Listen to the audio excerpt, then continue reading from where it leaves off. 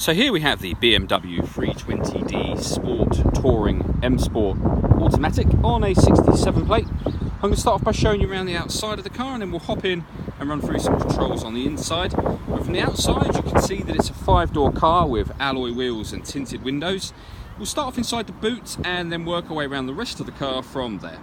So the tailgate on this car will open electronically. You can either do that by pressing the button on the tailgate itself or the button on the bottom of the key. Give that a push. The tailgate will open. Incidentally, it closes off that same button as well. As we approach the back of the car, you'll see we have reversing sensors. This is the shadow edition of the BMW, which means it's got these darkened exhaust pipes as well as darkened headlights and rear lights as well. Plenty of boot space, as you can see, and 3 individually folding rear seats. Okay, so we're just going to work our way back round to the front of the car, and then we'll hop in and run through some controls on the inside. But now that we've done a full circle of the car, you can see not only is it a great looking car, but it's in fantastic condition as well. Just briefly before I climb in, it's well worth seeing the interior from this exterior point of view. The seats are full leather, as you can see, and in red.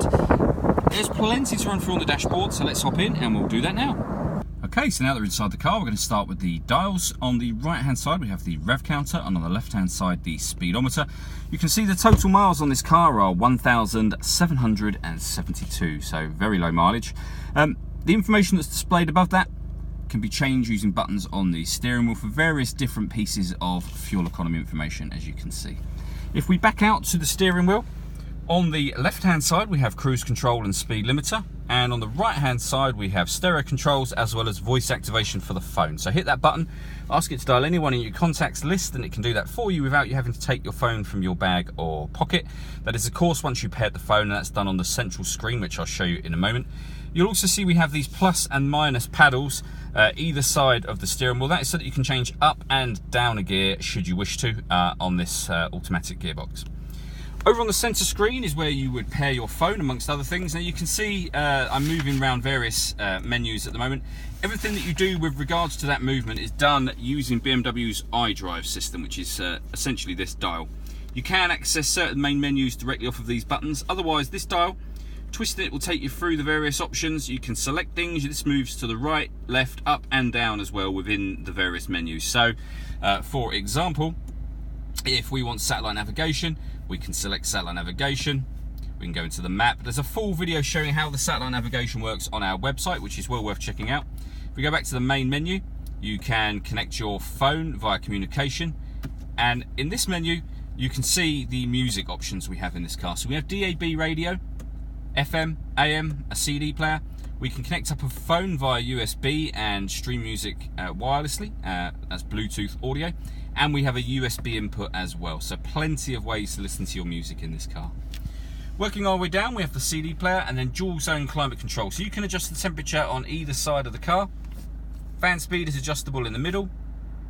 You can then determine where within the car you would like the air to be distributed, and then hit that button to turn the air conditioning on, or hit auto and the car will maintain those temperatures for you by taking control of the fan speed itself. If you press that button again, you go back to whatever setting you were previously on. We also have a heated driver and passenger seat as well. Below that we've got this cubby hole that closes and opens. It's got 2 cup holders and a 12-volt charging socket. You'll see the key is resting in the car at the moment. This car's got keyless start. So the key just simply needs to be somewhere in the car, be it in your bag or pocket or wherever it might be. And then you press the button just there to start the engine and to stop it again. The button above that turns off the stop and start. So this car's designed to cut out in traffic to save you fuel. If you don't want to use that system, hit that button and it will turn it off. We then have the fully automatic gearbox. And to the right hand side of that, we can change the way the car drives. So we can turn off traction control from here. We can put the car in sport mode or Eco Pro mode. At the moment it's in comfort, which is the kind of regular normal driving. For example, if we put it into sport, the engine will rev higher, or the gearbox will allow the engine to rev higher.